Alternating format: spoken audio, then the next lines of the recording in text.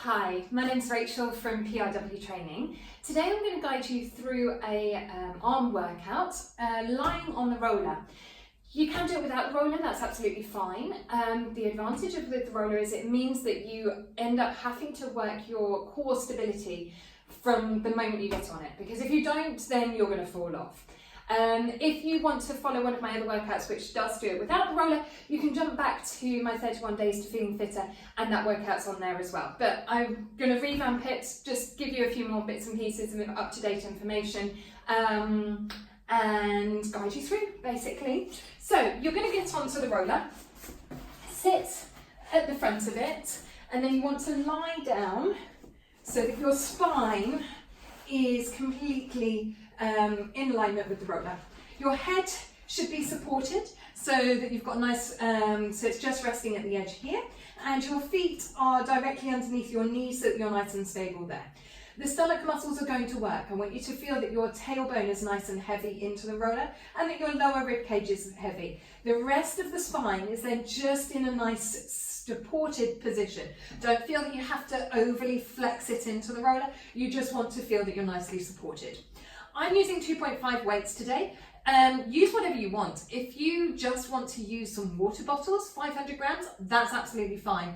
And when I would normally do workouts with clients, I tend to move and change the weights around just to be able to provide some exercises that are easier or harder. So I'll mix up the weights as well. But I'm just going to use 2.5s today just to be able to demonstrate everything. So I'm feeling that nice support through the body. I'm going to lift my arms up to the ceiling. So my shoulder blades are feeling that they're nicely supported against the back.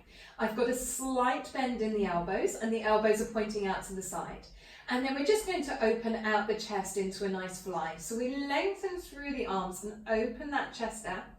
And then we breathe out to bring the arms back up to the ceiling. We open the arms out and then we bring them back up to the ceiling. We're opening it out. So I'm making sure that my stomach muscles are stabilizing me all the way through.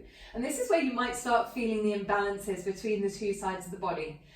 That we're feeling that we're nicely supported and we're trying to make both arms work evenly. That you should feel the same distance of gap between your shoulder blades on your spine. And then as you come back in, you're controlling that movement and they should both arrive back to the center at the same time. Lead with the elbows, so make sure that the elbows are coming out to the side and that you're in one nice long line and that the hands are coming back above the chest as you close them back in. So we're not too far over the head and we're not too far down. So thinking directly over the chest. Opening out and then bring it back up. Let's go for 3 more. Opening it out, bringing it back together, squeeze through those arms and back up. And the last one, feel that breadth across the chest and then squeeze to be able to return back in and then bring the hands down. Good, okay, a bicep curl. So you're going to start with the hands towards the shoulders here and the elbows are lifted, because if you were doing this standing up, your elbows would be by your waist, so they're not dropped down to the floor here, you are supporting them. And I breathe out when I straighten the arms because I'm trying to make sure that I'm focusing on that chest remaining open rather than letting the shoulders come forward with you. So as we breathe out, we lengthen through the arms and then bring them back in. Now don't lock out the elbows because otherwise you'll put undue strain onto the tendons there. So you're just going to a nice soft bent elbow here and then bringing it back in.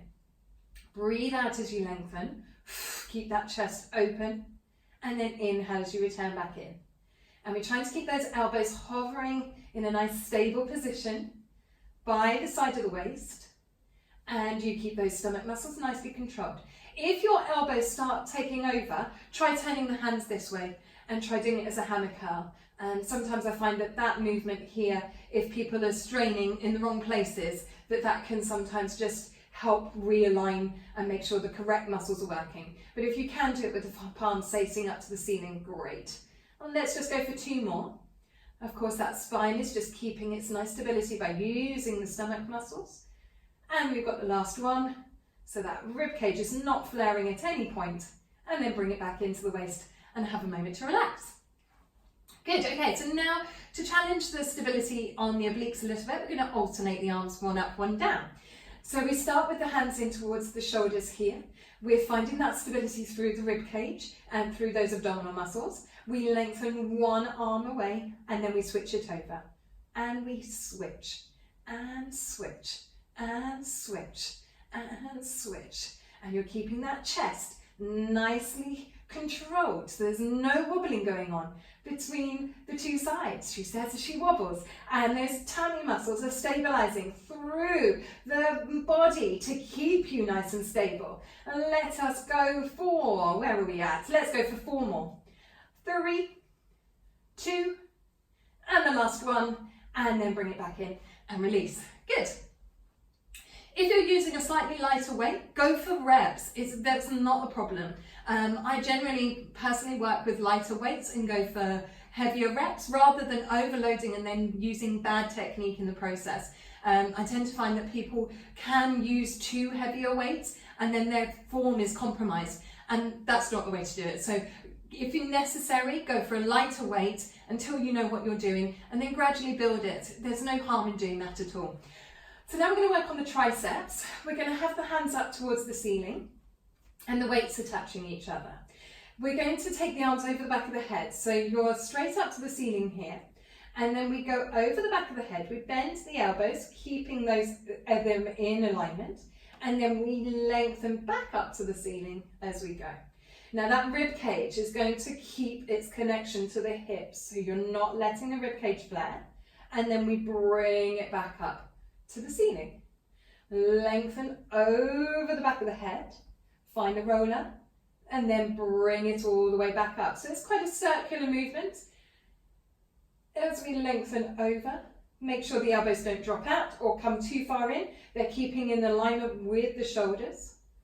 And we're keeping the shoulders nicely lengthened away from the ears so that they're not coming up and shrugging too much. Let's go for 3 more. Over the back of the head, finding that rib cage isn't escaping. 2, working into those triceps, lengthen back up.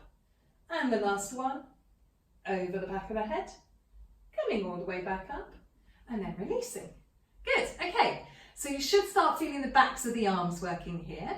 From this movement, we're now going to go into some tricep pulses. So we've got the arms straight up to the ceiling. Let's find that roller. So this is your starting position here. The rib cage is engaged so that the stomach muscles are working to be able to hold that rib cage down. And then we're just going to straighten the arms and bend them. Straighten the arms and bend them. It's like they're reaching behind you. And we're breathing out. And return. And return. Now the tummy muscle is going to start working quite hard to be able to control it. You're reaching behind you. Those elbows are not escaping. We're just lengthening through. And we've got 3. And 2. And the last one coming all the way back up. And have a moment to relax. Good. Okay. From here, we're going to cross the arms. So you take the arms straight up to the ceiling. And I want you to make sure that you're feeling those scapula nicely stabilized against the body. So we're not letting it just completely drop down. You're feeling that you're supported. So they're like melting down your back. And we're going to cross the arms. So we're going to cross 2, 3, going to 20. Tummy muscles are working and trying not to wobble. That's the challenge. And you're using that pressure to come across the body. Let's go for 5, 4, 3, 2, 1, and then breathe and relax. How's that feel? Let's go again.